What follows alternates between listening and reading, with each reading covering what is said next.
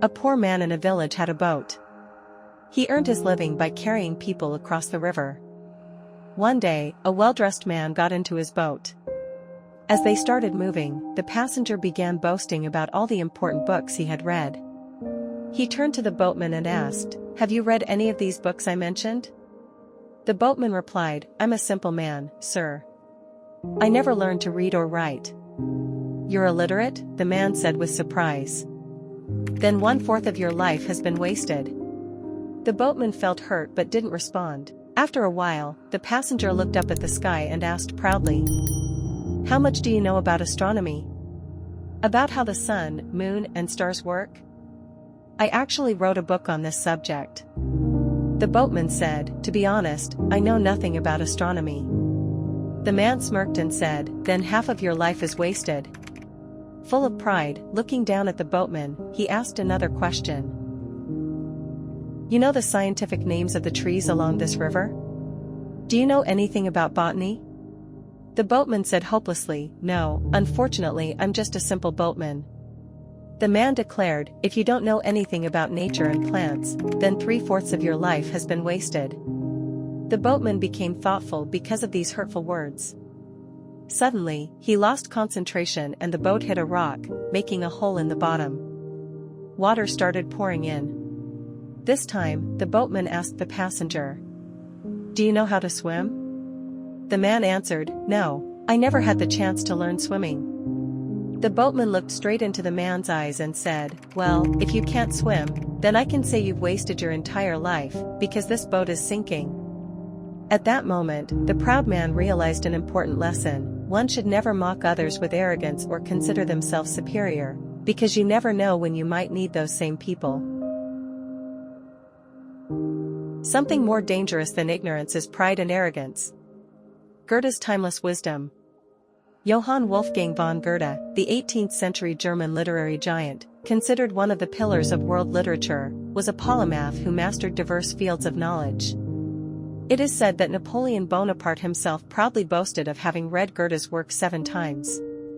We have all encountered self-satisfied, arrogant individuals like the scholar in our story.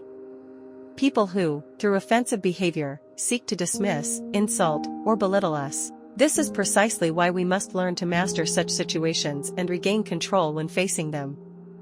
Who better to guide us than Goethe, a man of immense skill and human understanding, who himself practiced profound humility? Today, we explore strategies for dealing with the arrogant and self-satisfied people in our lives. Strategy 1: They are empty vessels. Imagine acing an exam. You're eager to share your success with friends. They congratulate you, but one person tries to mock and devalue your achievement. The truth is, these self-absorbed individuals have no real substance without an audience. Their pride feeds on our attention. By reacting, we empower them. Depending on the context, we have 2 primary responses. The power of silence. You know the proverb, silence is the best answer to the fool. This is most effective when the other person is visibly emotional and aggressive, and when others have already noticed their offensive behavior. Denying them the reaction they crave is their greatest torment.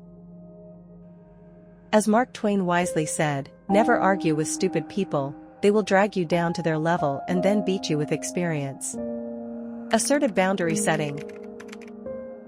Sometimes, harmful speech and behavior must be nipped in the bud. This is crucial when someone is manipulatively twisting a situation to their advantage. For instance, if a colleague publicly questions your professional credentials in a meeting, you must immediately and firmly set boundaries and defend yourself, respectfully but unflinchingly. Strategy 2: They fear the self-assured. Goethe provides a powerful metaphor. Noble and ambitious people are like mountains. The closer you get, the more their majesty is revealed. But base and petty people are like mirages. As you approach, their insignificance becomes immediately apparent. Arrogant people, despite appearances, lack genuine self-belief. They manufacture a false sense of esteem by dismissing and insulting others. They gravitate towards those with low self-esteem, easy targets. Ultimately, those who place themselves above everyone else end up utterly alone. Strategy 3. The arrogance of selfless ego. What is the most selfish act a person can commit? To completely sacrifice oneself for an idea, neglecting all other duties. Consider Mahatma Gandhi.